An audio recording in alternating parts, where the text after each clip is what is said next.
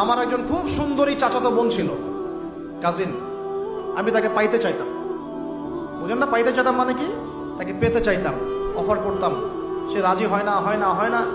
একদিন সে বলল যে 100 স্বর্ণ মুদ্রা দিতে পারলে আমি রাজি।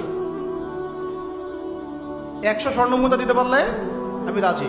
এখন তো এদেরকে স্বর্ণ মুদ্রাও দেওয়া লাগে না, এমনিই রাজি নাকি? জেনা করার জন্য কি এমনিই রাজি? খালি একটু, আসলে সত্যি কথা বলতে কি, একটা মেয়ে যদি চায় যে আমি আমার ইজ্জত ধরে রাখবো, কোনো ছেলের ক্ষমতা নাই সেই ইজ্জত নষ্ট করে। এটাই সত্য কথা। আমার স্ত্রী এই কথাটা খুব জোরালোভাবে আমাকে বলে। আমি যখন রাস্তায় হাঁটবো, আমি যদি চাই, তাহলে কোনো মেয়ে, কোনো ছেলে আমার কাছে ঘেঁষতে পারবে না। আমি সুযোগ দিলে তখন ঘেঁষতে পারবে। একটা মেয়ে যদি চায় যে একটা ছেলে আমার সাথে ইটিস পিটিস করুক, সে ছেলে করবেই করবে। একটা মেয়ে যদি চায় যে একটা ছেলে আমার পর্যন্ত আসতে পারবে না, আমি আমার ব্যক্তিত্ব গায়রত বজায় রাখবো, আমি ডিস্টেন্স মেনটেন করবো, আমি কোনো সুযোগ দিব না, ছেলে সুযোগ পাবে না কখনো। এত সহজ না। সর্বোচ্চ তখন কি করতে পারে? ধরে 10 জন মিলে ধরে ওকে জোর করে তার সাথে কিছু করতে পারে। ওরকম কিছু করলে তো আল্লাহর গজব নেমে আসবে। ওই যে সারা আলাইহিস সালামকে তুলে নিয়ে গিয়েছিলেন একটা বাদশা, মনে নেই আপনাদের? সারা আলাইহিস সালামকে একটা বাদশা এরকম উঠাই নিয়ে আসছে। আর সারা আলাইহিস সালাম সবচেয়ে সুন্দরী মেয়েদের একজন ছিলেন পৃথিবীর ইতিহাসে, ইব্রাহিম আলাইহিস সালামের স্ত্রী। তখন তিনি হাত বাড়াচ্ছে তার দিকে ধরার জন্য। আর সারা আলাইহিস সালাম তখন বলছে, দাঁড়ান, আমাকে 2 রাকাত নামাজ পড়তে দেন। 2 রাকাত নামাজ পড়ে তিনি আল্লাহর কাছে হাত তুলে বলেন, আল্লাহ, তুমি জানো আমি আমার সতীত্ব, আমার ইজ্জত, আমার সম্মান আমার স্বামী ছাড়া আর কারোর সামনে কখনো প্রদর্শন করি নাই। আজকে এই জালেমের হাত থেকে আল্লাহ তুমি আমাকে বাঁচাও। ওইদিকে ইব্রাহিম আলাইহিস সালাম নামাজে দাঁড়িয়ে গেছে। ওই জালেম বাদশা যখনই হাত বাড়ায়, হাত অবশ হয়ে যায়, মাথা ঘুরে পড়ে যায়। 3-4 চেষ্টা করেছে, তারপর পারে নাই। শেষে বলেছে, তোমরা আমার কাছে কাকে নিয়ে আসছো? নিয়ে যাও আমার সামনে থেকে। পরে উল্টা হাজারা আলাইহিস সালামকে হাদিয়া সহ দিয়ে পাঠিয়ে দিয়েছে। একটা মেয়ে চাইলে তার ইজ্জত সম্মান এভাবে রক্ষা করতে পারে। তোমরা জেনায় ছেলেরা লিপ্ত করেছে, কারণ তোমরা চেয়েছো বলেই করতে পারছো। তুমি ফিতনা না ছড়াতা, তুমি বেহায়ের মতো বাইরে বের না হতা, তুমি তোমার চুল খোলা না রাখতা, তুমি তোমার পোশাক ঠিক রাখতা, তোমার কথা ঠিক রাখতা, তোমার কথার মধ্যে শক্তি রাখতা, মিষ্টি মিষ্টি প্রলোভন দিতা না, বাইকের পিছনে বসতা না, চটপটি ফুচকা খাইতা না, এখানে ওখানে আড্ডা মারতা না, কোনো ছেলে তোমার কাছে আসতে পারতো না। তোমরা এই কাজ করেছো, ছেলে আসতে পেরেছে। আপনারা তো কিছু হইলে ছেলেদেরকেই দোষ দেন। ছেলেরা তো এমনি আকর্ষিত হবেই। আমি একজন ছেলে হিসেবে বলতেছি, এটা না তো বিষয়টা। একটা ছেলের ফিতরত এটা, যে তার কাছে সবচেয়ে সুন্দর মনে হবে একটা মেয়েকে। এটা একটা ছেলের ফিতরত, স্বভাব ধর্ম। এটা চুম্বকের মতো আকর্ষণ করবে।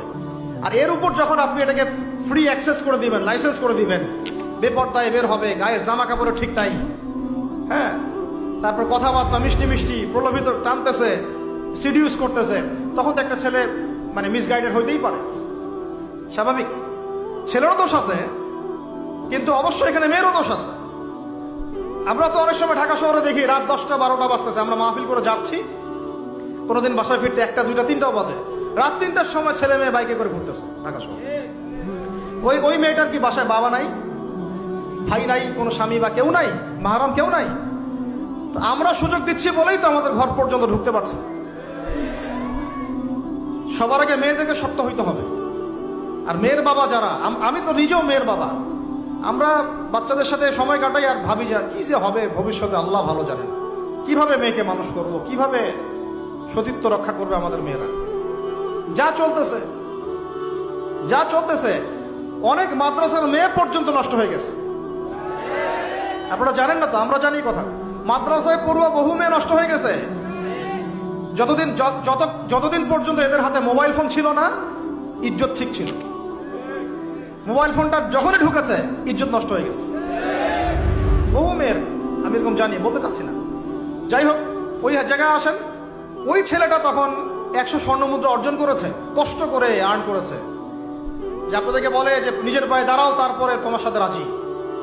সে অনেক কষ্ট করে 100 স্বর্ণ মুদ্রা অর্জন করে মেয়ের কাছে গিয়েছে। চাচাতো বোনকে বলেছে যে স্বর্ণ মুদ্রা নাও, এখন বলো তুমি রাজি না। সে মেয়ে বলছে হ্যাঁ ঠিক আছে।